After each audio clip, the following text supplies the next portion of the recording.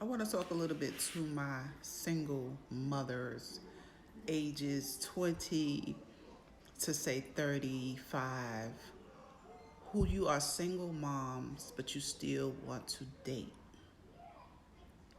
Let me drop a little bit of gems with you from a single mom who dated and married. Let me tell you what worked for me, and let me tell you where your mindset need to be while you in this process. Okay, you can date whoever you choose to date, but my advice to you is let them stay outside the door from your children, away from your children. If you know that you're having fun, you're rotating yourself, you having a good time, you're going on whatever things you're doing, you're vacationing or whatever, and you have that access to be flexible with a man or men's. My advice to you is keep it outside your house.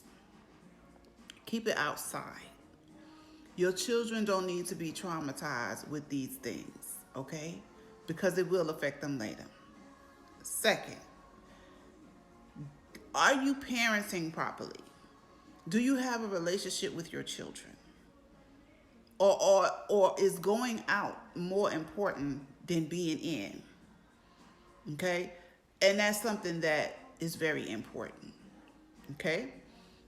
You have children, and I'm seeing it every day because I have a 13-year-old granddaughter, so she has friends. I see her.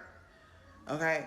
Um, you have kids raising themselves in 2024 because parents feel like, oh, I'm providing, they have a roof over their head, I'm putting clothes on. I'm talking about the single parent, the single mom, single dad. You are providing for your children. You're doing everything.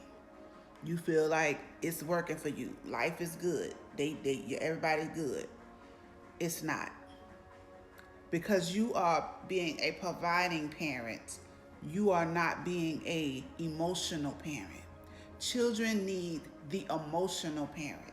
Children don't care what you buy them.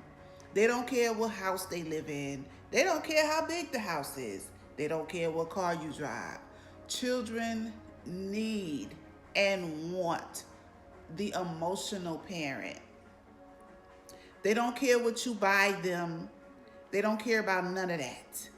They want the emotional parents valid in their lives. I'm saying this to you single moms and single fathers because you somehow think that because you're providing, you got them in a certain lifestyle or woo woo that's enough. No, you're worse than the absent parent, actually. It's like they don't even have parents. You're there, but to the child, you don't even exist because you're not being emotional. When I was a single mom, still is a single mom, still single parenting, but when I had smaller children, my children was first. They came first. Not my men on the side, not my husbands, not my dating situations, not my fun times. My children mental came first. You know why? Because I had the mindset of I am all that they have. I am all that they have. I have two daughters. My responsibility was to make sure that they are best friends and to make sure that they are loved. Because the hardest thing for me as a single parent was doing it alone. And I felt like, I don't know why when I was, my children was young, I felt like it was so scary to me. It was, because I one too am a child with a two-parent home. I had a mother and a father raised me in a home. And I saw how beautiful that was. And I saw how great that felt. And I saw how everything that meant to me. So when I became a single mom, it scared me half to death because I was like, oh my God, I seen my mom and dad do it together. How does one do this alone? You know, and I was married to my children's father, so I was scared to death.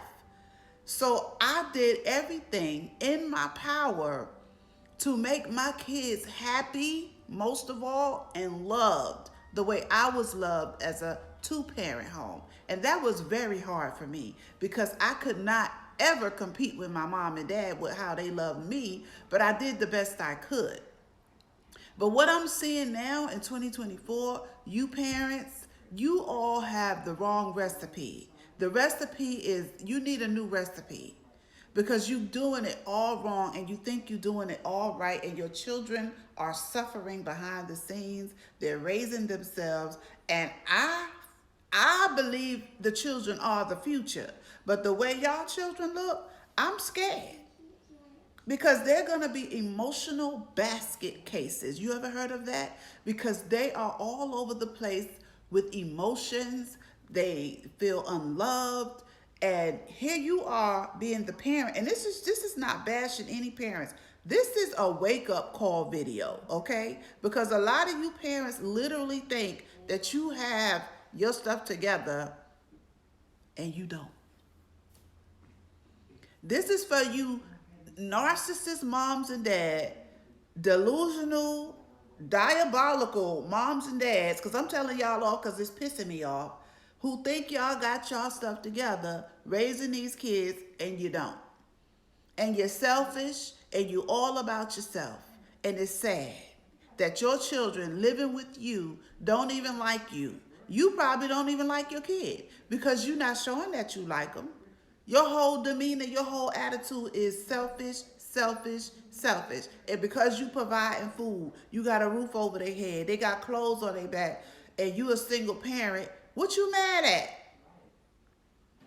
What you mad at? Raise your child. And it pisses me off because I raised my children by myself. I did what I had to do. Those things that I wanted to do for myself, I couldn't do. I just couldn't do it. You all are so entitled now. You think that you're supposed to have babysitters living in with you. You think that, you're supposed to have the red, the white, the green picket fences thrown to you because you can provide. I see it all on TV. Women, the children with their moms. Oh, they feel like, oh, they with my mom. Your mom is tired. Do you ever think that your mom want to go on a trip? Do you ever think that your mom want to go on a month vacation without your children? No, because you steady dropping them on them. Wake up, this generation of parenting. You're losing your children and the future will be lost if you don't give them some type of emotional support. Forget the buying and all of that. Love your children unconditionally and put yourself to the side until you finish raising them kids. From me to you.